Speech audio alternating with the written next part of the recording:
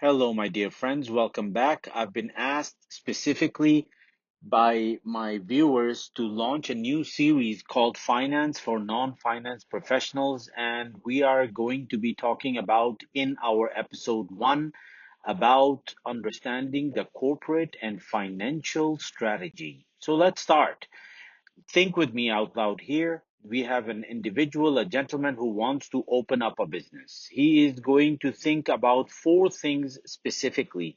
What is a legal form that he's going to go for his business? What are the ways that he can protect his idea? And how much do I need to start my business and where to get the funding from? Very important concept to think about. In a legal way, a person or individual starting off a new business has to start thinking about how to protect his trademark, his copyrights, his patent. Our businessman has decided to trademark the brand name, slogan, and logo to create his unique brand. Types of businesses. There are many different types of businesses, and every type of business has a different sort of requirement. So when we're talking about type of businesses, type one is the sole tradership, where there is a single individual who does everything, or as we say in Saudi, muassasa. Type 2 is general partnership, shirka al-amma, sharaka al-amma, which is in terms of having more than one individual. Then there is LLP, which is limited liability partnership, مسؤولية غير محدودة, which is another important concept looking at when you're looking for opening up a new company. And companies actually have different you may want to think 5, 10, 20, 30, 40 years down the lane. Do you want it to be a publicly listed company, or do you want to have it as a private company? When we're talking about private companies, there are plenty of businesses started by grandfathers and still being managed by grandsons or granddaughters. So in terms of businesses and opening the kind of company that you want to open, there are many different avenues that one can take. Type of businesses, thinking about type of businesses, there are different advantages and disadvantages in it as well. Sole proprietorship, it's very flexible, one man show. You can make all the decisions. You are the end decision maker, but at the same time, as long as the disadvantages are concerned, usually sole traderships, muassasat, they are unlimited liability for their business. So if, for example, there is some sort of a loss, not only that it can affect the business, it can affect the individual owning the business as well. Sharaka al-Amma, partnerships, very important. They are also very flexible. Don't forget, there are one, two, three, four, five individuals who are involved in the managing of the business, controlling the business, as well as ownership as well. So one of the maximum and the biggest advantages of having a partnership is obviously having more expertise. When it comes to raising capital in terms of partnerships, it is definitely more harder than a single ownership company, okay, because there are different partners involved and whatnot. And when it comes to sharika company, it gets a little bit harder, but there are some advantages as well. It is very easy to raise a capital for a company when you have a company delivering a product or a service and it has some built up history in the past. It is very easy to build up fundraising to get funds and whatnot. One of the disadvantages, obviously, is that regulatory burdens, meaning that you need muafiqa from different entities, different regulators. When you go IPO, there are different regulators, different entities, and also the mindset of a CEO of a company has to be different than the mindset of a sole trader, muassasa, or a sharaka company. Okay. What is strategic planning? Strategic planning is the process of developing long range goals for an organization and defining the strategies and the policies that will help the organization achieve those goals. Strategic planning, in general, an organization must ask the following questions. What are the objectives of the organization and how do they align with the mission? Okay. For example, what trends will affect the organization's market? Understanding your market, understanding your product, your services, how and where does it fit in the general market is a very important question in strategic planning. You must ask yourself what opportunities are available. Not only what opportunities are available, what threats can affect those opportunities available in the markets as well. So, how to raise capital? What kind of capital structure am I going to use? These are all questions which come under strategic planning. Okay. While you're doing strategic planning, you must think about your vision, your mission, and your strategy of the company as well. A vision, like our country, for example, Vision 2030, it has a vision. Where are we going to be in 20, 30, 10 years from now? What do we want to look at? Specific future points in time. What goals your vision, your strategy, and your missions, looking at them, they are certain questions that one wants to ask himself. What factors affect my strategy? Khususan, specifically outside factors, external factors. Factors like media, demographics, climate, technology within your industry, economic conditions in the environment that you work in, the country that you work in, the political stability. Subhanallah, Saudi, our political stability is very stable.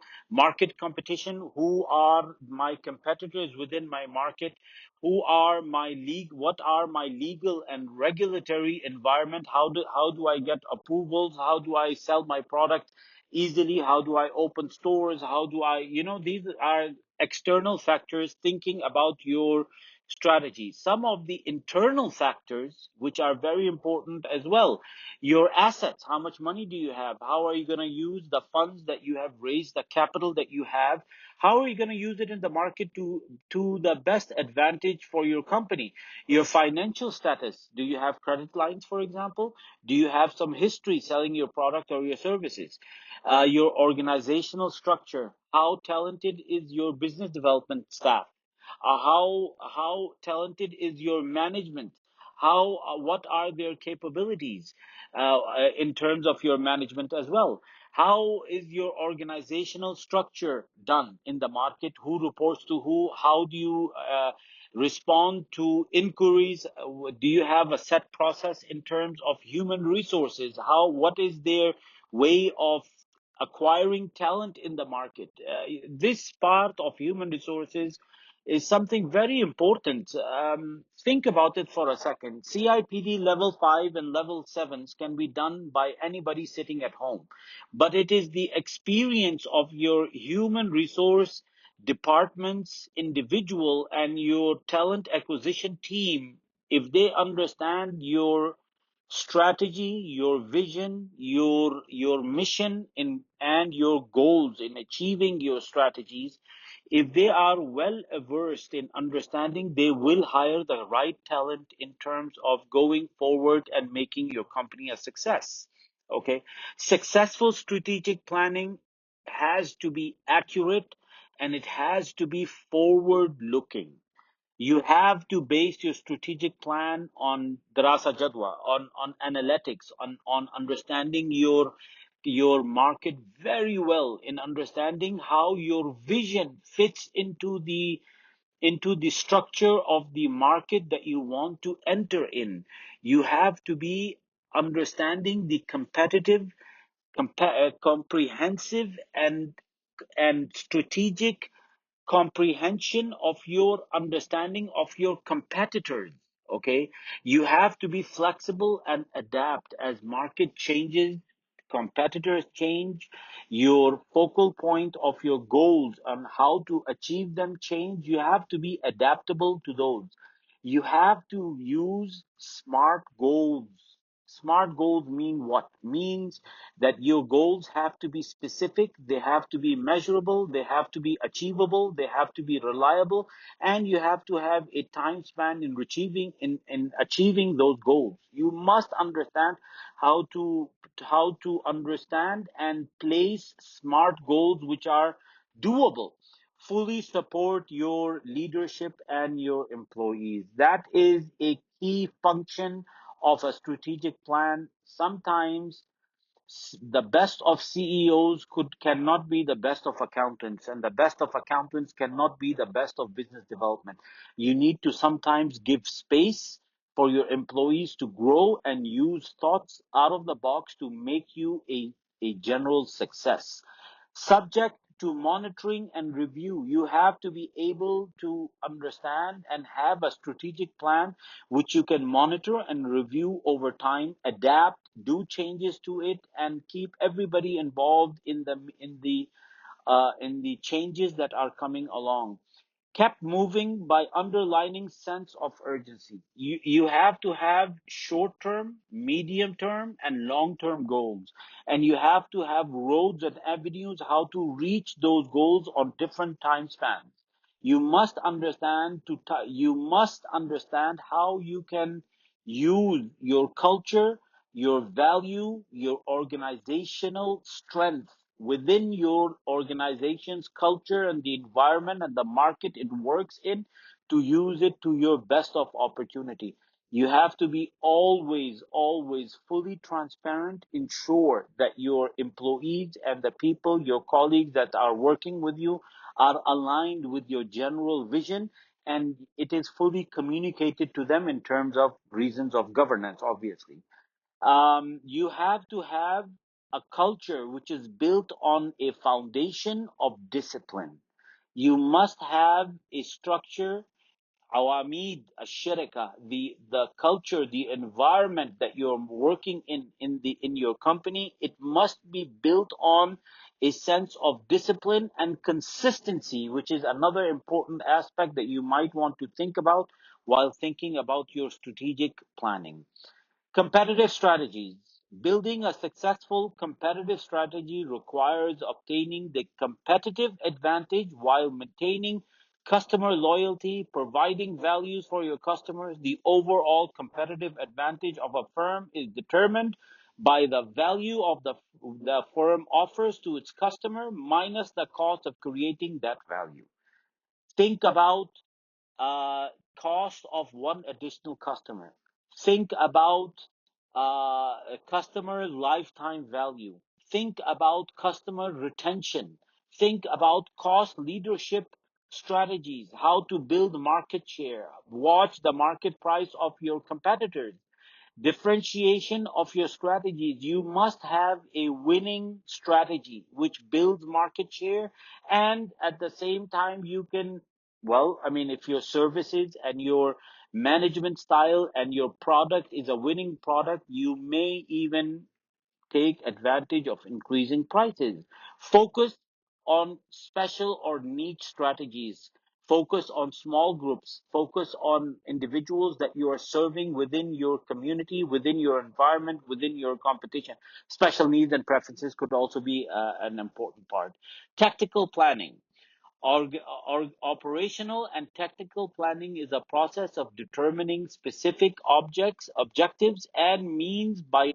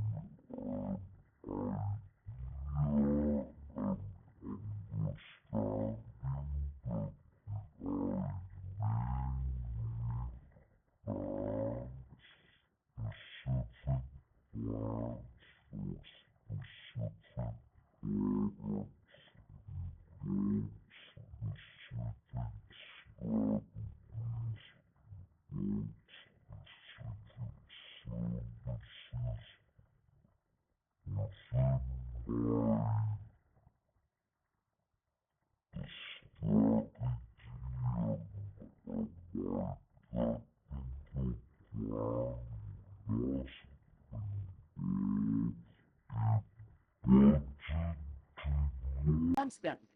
Okay, relationship between strategies and plans, which is another important relationship. Your strategic, you must have done your strategic analysis, you must have done your strategic goals and objectives, you must have done your tactical plans and objectives, you must have taken care of the operational plans and how they help you achieve your objectives, control systems, budgets, project plans, timelines, whatever you may have it. These are some things which are very important while you are thinking about your strategy and your tactical plan within your company. Planning tools and techniques. There are some tools, some techniques that you can use. Porter's five forces is another important way of understanding and planning your strategic plans. Pest analysis, which is political, economical, social, and technological understanding of the environment that you're working in. Competitive analysis, obviously, Darasa Jadwa. This will help you understand your own business, your market that you're entering, and how you it may even help you understand the scenarios. Once you have done the competitive analysis, you may want to run different scenarios in understanding how your planning will go and come to an end. What is strategy? Why is strategy important? Number one, it sets the direction and focus of your organization. Number two, it exploits resources and opportunities efficiently. Number three, to provide consistency, which is key in your strategy. To provide stability, number four. Number five, to define the organization. What defines your organization? Your strategy defines your organization. And last, number six, to satisfy the need for order. You must have a way to understand how to have consistency, how to have stability within your organization. How do you develop financial objectives? Number one, shareholders' wealth, maximizing your shareholders' wealth in any company, giving the maximum return to your individuals who paid up and gave you a loan is key, all right, to understanding while you're running your market, while in your market, while you're developing your plan, while you're running your company, maximizing shareholders' wealth is key. Number two, maximizing profit.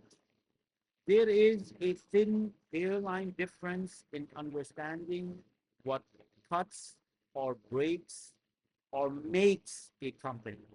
Maximizing profit, running the company efficiently has to be the key.